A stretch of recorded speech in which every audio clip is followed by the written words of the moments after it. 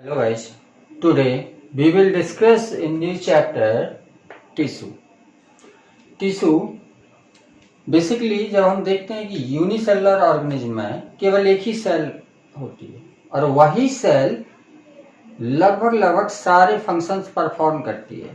सारे फंक्शंस का मतलब है कि जैसे रेस्पिरेशन होना है, एक्सक्रीशन होना है, रिप्रोडक्शन होना है, कुछ भी होना है, सारे फंक्शन एक ही सेल के अंदर परफॉर्म होते हैं। लेकिन मल्टी सेलुलर ऑर्गेनिज्म में ऐसा नहीं होता है। मल्टी सेलुलर ऑर्गेनिज्म में सेल्स क्या करती है, अपना ग्रुप बनाती हैं और वो ग्रुप जो सेल का होता है, उन सेल्स का ग्रुप एक स्पेशल फंक्शन के लिए स्पेशलाइज्ड हो जाता है। तो सेल्स के ऐसे ग्रुप को जो किसी एक फंक्शन के लिए या कुछ फंक्शंस के लिए स्पेशलाइज्ड हो गया है, सेल्स के ऐसे ग्रुप को हम बोलते हैं टिश्यू। तो tissue is a group of cell. तो in unicellular organism single cell can perform various activities, but in multicellular organism group of cells are specialised to carry out few function efficiently. और इस process को हम बोलते हैं division of labour. Division of labour जिसमें कुछ sales ने मिलकर क्या किया है, एक स्पेशल फंक्शंस के लिए अपने आप को अडेप्ट किया है। This is called division of labour.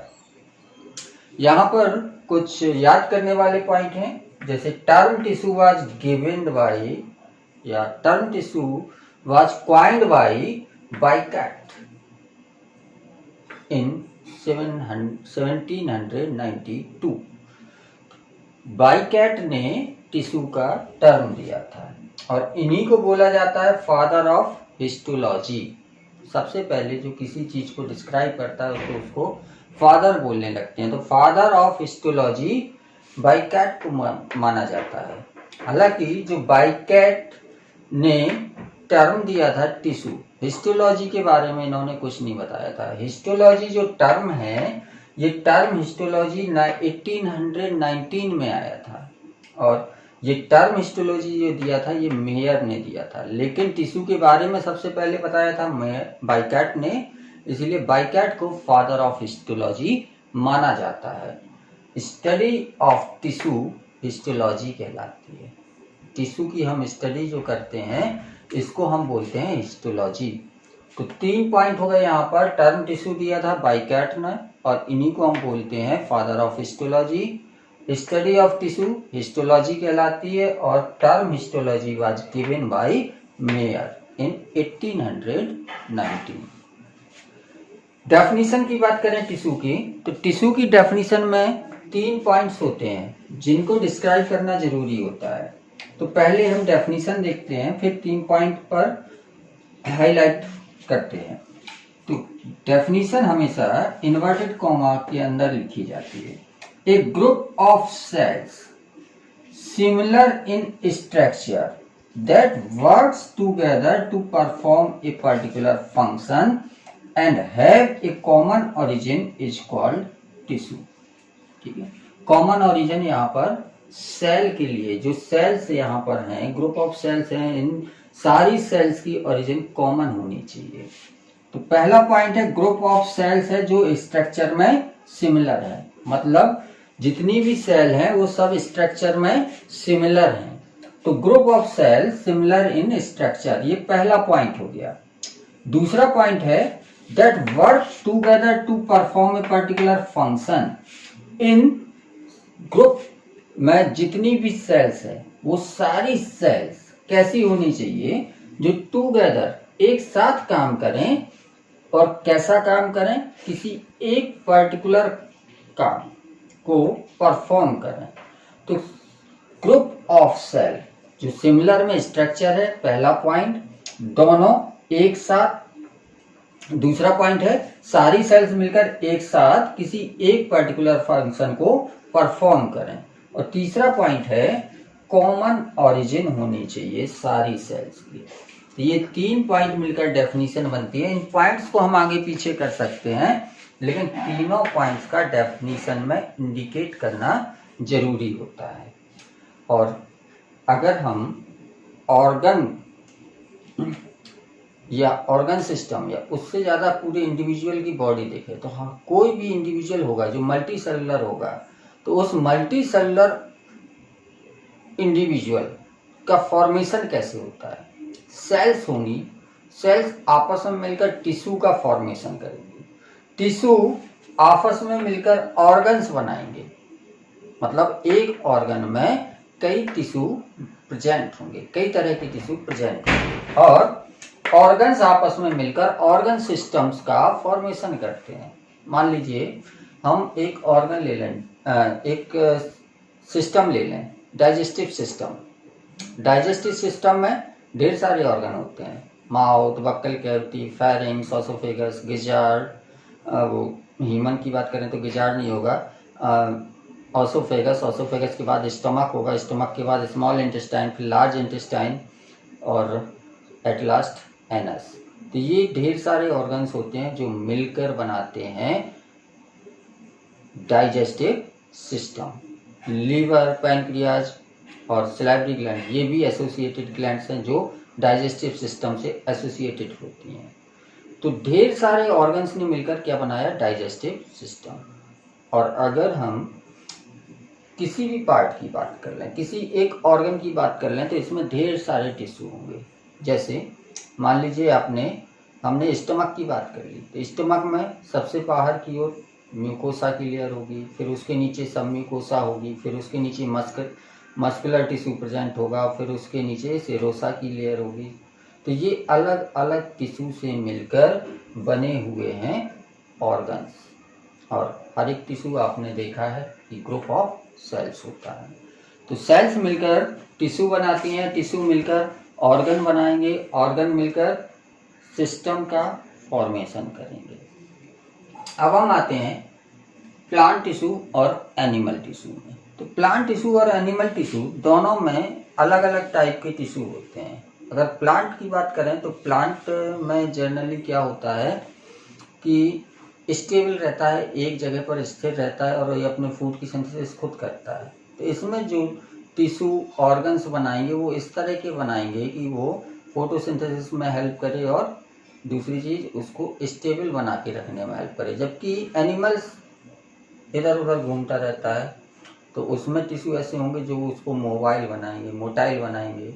तो टिश्यू प्लांट्स में अलग तरह के होते हैं और एनिमल्स में अलग तरह के होते हैं। बेसिकली कुछ इम्पोर्टेंट डिफरेंस होते हैं प्लांट टिश्यू और एनिमल टिश्यू में, उनको हम एक बार रफली देख लेते हैं।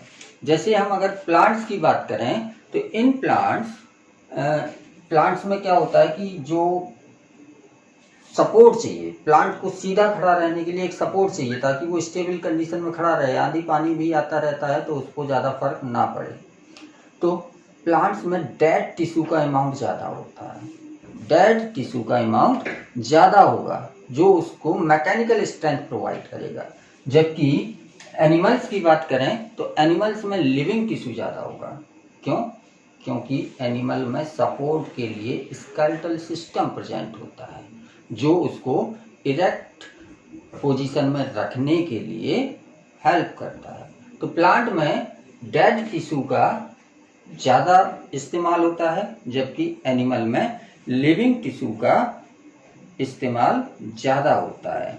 और प्लांट्स में जब उसको कहीं घूमना फिरना नहीं है, ज़्यादा कोई काम नहीं करना है, तो उसमें एनर्जी कम खर्च होगी।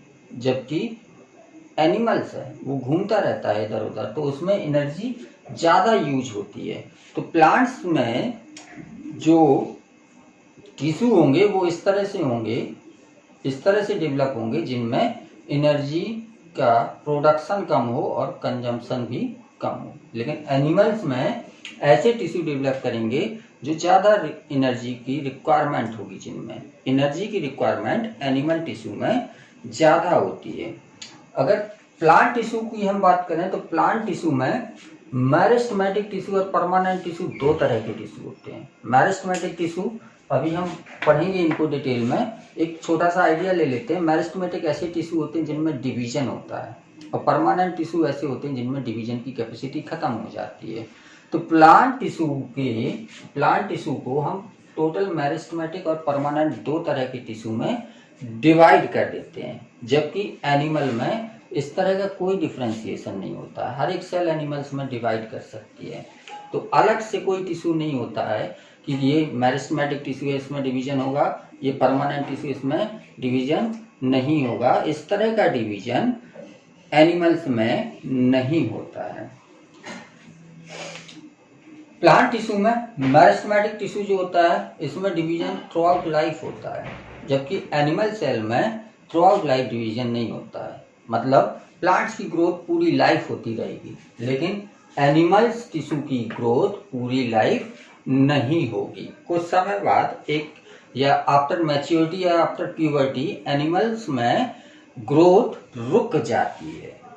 और प्लांट टिश्यू का जो ऑर्गेनाइजेशन होगा ये सिंपल होगा, इसमें बहुत ज़्यादा कॉम्प्लेक्सिटी नहीं होगी, जबकि एनिमल्स में कॉम्प्लेक्सिटी ज़्यादा होती है, क्योंकि इसके ऑर्गन्स जो होते हैं इनको ज़्यादा फंक्शन करना पड़ता है, इसलिए उसमें कॉम्प्लेक्सिटी ज़्यादा हो जाती है। तो प्लांट टिश्यू में सिंपल टिश्यू ज़्यादा होता है, जबकि एनिमल्स में कॉम्प्लेक्स टिश्यू ज़्यादा होता है। और प्लांट टिश्यू में ऐसे अडेप्टेशन ज़्यादा होंगे जो उसको स्टेशनरी रखेंगे, जबकि एनिमल टिश्यू में ऐसे अडेप्टेशन ज़्यादा होंगे जो उनको मोटाइल रखेंगे, जैसे मसल्स वगैरह, स्केलेटल सिस्टम, ये दोनों हेल्प करते हैं मोटेलिटी में। तो मोटाइल नेचर मेंटेन रहे ऐसे टिश्यू ज़्यादा होते हैं इन द एनिमल सेल्स। तो ये बेसिक डिफरेंस है प्लांट टिश्यू और एनिमल टिश्यू में। आप जब टिश्यू को पढ़ेंगे, प्लांट टिश्यू एनिमल टिश्यू को, तो इनका डिफ्रेंशिएशन आपको और ज़्यादा क्लियर होगा। अब हम कंसंट्रेट करते हैं ऑन दी प्लांट टिश्यू। तो प्लांट टिश्यू को अगर हम क्लासिफिकेशन को देखें तो प्लांट टिश्यू में दो तरह के टिश्यू होते हैं, मेरिस्टेमेटिक टिश्यू और परमानेंट टिश्यू। मेरिस्टेमेटिक टिश्यू के बारे में अभी आपको बताया था कि मेरिस्टेमेटिक टिश्यू क्या होते हैं, जिनमें डिवीजन की कैपेसिटी होती है, और कैपेसिटी होने के साथ साथ ये टोटीपोटेंट होते हैं। टोटीपोटेंट मतलब क्या हुआ कि जैसे ये एक सेल है जिसमें डिवीजन की कैपेसिटी है, इसने डिवीजन करके दूसरी सेल बनाई, तीसरी सेल बनाई, तो नीचे वाली सेल्स जो है ये तो हमेशा मेरिस्टेमेटिक रहेगी, लेकिन ऊपर वाली सेल क्या करेगी, डिवीजन की कैपेसिटी खो देगी, मतलब परमानेंट टिश्यू में कन्वर्ट हो जाएगी। और परमानेंट टिश्यू में कन्वर्ट होने के बाद इनमें डिफ्रेंशिएशन हो जाएगा, मतलब एक स्पेशल टाइप की सेल्स बना लेंगी। और ये सेल स्पेशल टाइप की जो बनी है ये किससे बनी, मेरिस्टेमेटिक टिश्यू से।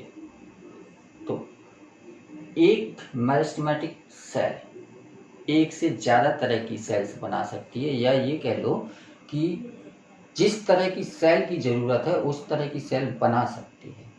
तो जब एक सेल से एक से ज़्यादा तरह की सेल का फॉर्मेशन होता है, या इवन ये समझ लो प्लांट को जितनी तरह की सेल्स की ज़रूरत है वो हर तरह की सेल्स बन सकती है, तो इस जो कैपेसिटी को हम क्या कहते हैं, टोटीपोटेंसी।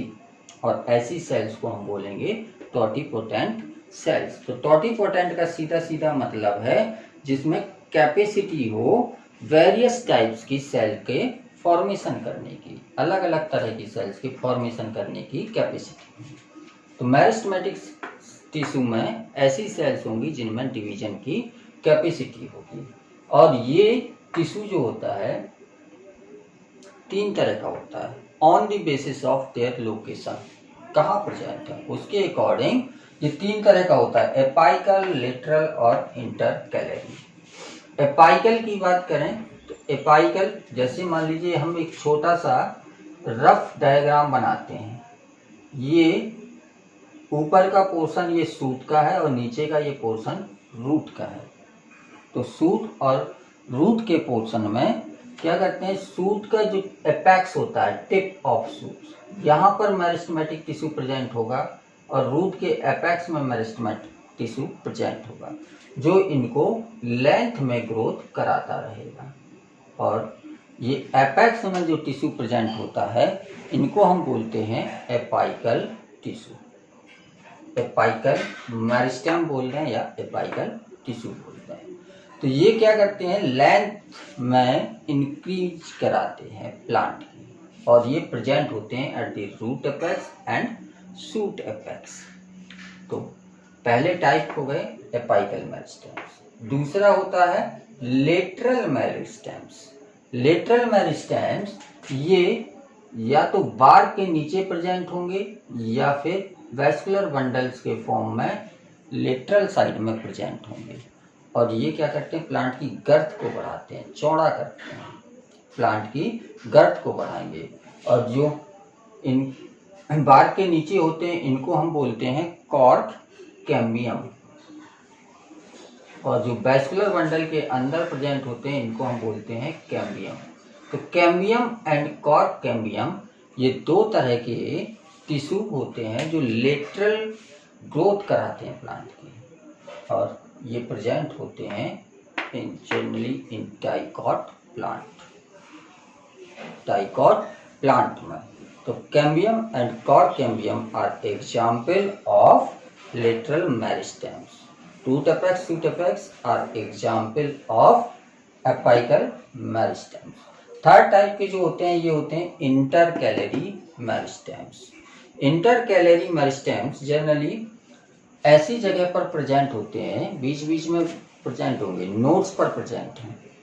नोड्स पर जो प्लांट होते हैं, आप नोड्स इंटर नोड्स को समझने के लिए आप गन्ना देखें तो गन्ने में इस तरह के स्ट्रक्चर दिखाई देते हैं, पोर्स दिखाई देते हैं। तो ये जो हिस्सा है ये नोड कहलाता है, ये हिस्सा है ये नोड कहलाएगा, दोनों के बीच का हिस्सा इंटरनोड कहलाएगा। तो नोड्स पर इंटरकैलरी मेरिस्टेम्स प्रेजेंट होते हैं। At the base of leaf, जहाँ पर लीफ का बेस होता है वहाँ पर इंटरकैलरी मेरिस्टेम्स प्रेजेंट होते हैं। तो जनरली ये नोड्स या नोड्स के पास में प्रेजेंट होते हैं इंटरकैलरी मेरिस्टेम्स। ये भी प्लांट को लेंथ में ही बढ़ाएंगे। तो दो हो गए, एपाइकल मेरिस्टेम्स लेंथ में बढ़ाते थे लेकिन टिप से बढ़ाते थे। इंटरकैलरी ये लेंथ में बढ़ाते हैं लेकिन बीच से बढ़ाएंगे। लेटरल मेरिस्टेम्स ये गर्थ में बढ़ाएंगे, लेंथ नहीं बढ़ाएंगे, क्या कराएंगे, मोटाई बढ़ाएंगे प्लांट्स की। तो ये तीन मेरिस्टेम्स हैं जो जिनमें डिवीजन की कैपेसिटी होती है। दूसरे टाइप के टिश्यू होते हैं परमानेंट टिश्यू। परमानेंट टिश्यू, इनको समझने के लिए हम इतना समझते हैं कि ये परमानेंट टिश्यू का फॉर्मेशन होता है, इनका फॉर्मेशन हमेशा मेरिस्टेमेटिक टिश्यू से होता है। मेरिस्टेमेटिक टिश्यू या मेरिस्टेमेटिक सेल ने डिवीजन किया, दो सेल बनी। नीचे वाली में तो डिवीजन की कैपेसिटी बनी रहेगी, लेकिन जो दूसरी सेल बनी जिसमें डिवीजन की कैपेसिटी खत्म हो जाएगी। खत्म होने के बाद इसमें डिफरेंशिएशन होगा और ये स्पेशल टाइप की सेल्स बना लेगी। मान लीजिए जाइलम बनना है किसी सेल से, तो वो जाइलम की या तो ट्रैकीड बना लेगी या बैसिल बना लेगी या जाइलम पैरेन्काइमा बना लेगा या जाइलम फाइबर बना लेगा। तो डिफरेंशिएशन हुआ उसमें कि उसको क्या बनना है, उसको जब बैसिल बनना है, उसको ट्रैकीड बनना है, उसको फाइबर बनना है या उसको पैरेन्काइमा बनना है। तो स्पेशल टाइप की सेल्स में वो कन्वर्ट हो गया और उसमें डिवीजन की कैपेसिटी खत्म हो गई। तो इस तरह की सेल्स को हम या टिश्यू को हम बोलेंगे परमानेंट टिश्यू। और इसके क्लासिफिकेशन में परमानेंट टिश्यू को हम दो पार्ट में डिवाइड करते हैं, सिंपल और कॉम्प्लेक्स।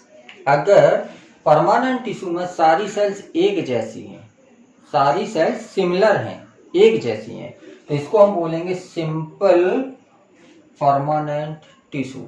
और अगर उस टिश्यू में एक से ज्यादा तरह की सेल्स है, जैसे अभी हमने जाइलम बनाया था, जाइलम में 4 तरह की सेल्स होती थी, और ये 4 तरह की सेल्स में xylem vessel, xylem tracheids, xylem parenchyma और जाइलम फाइबर्स थे। तो ये 4 तरह की सेल्स ने मिलकर एक टिश्यू बनाया, तो इसको हम बोलेंगे कॉम्प्लेक्स टिश्यू। तो कॉम्प्लेक्स टिश्यू में फ्लोएम और जाइलम दो आते हैं, जबकि सिंपल टिश्यू जो होता है इसमें पैरेन्काइमा, कोलेन्काइमा, स्क्लेरेन्काइमा, 3 तरह के टिश्यू होते हैं, पैरेन्काइमा, कोलेन्काइमा और स्क्लेरेन्काइमा। तो परमानेंट टिश्यू को हम नेक्स्ट टर्न पर डिस्कस करेंगे, ठीक है। सिंपल टिश्यू या मेरिस्टेमेटिक टिश्यू जो है इसको हमने इन शॉर्ट बता दिया है। बाकी की बातें नेक्स्ट टर्न पर होंगी।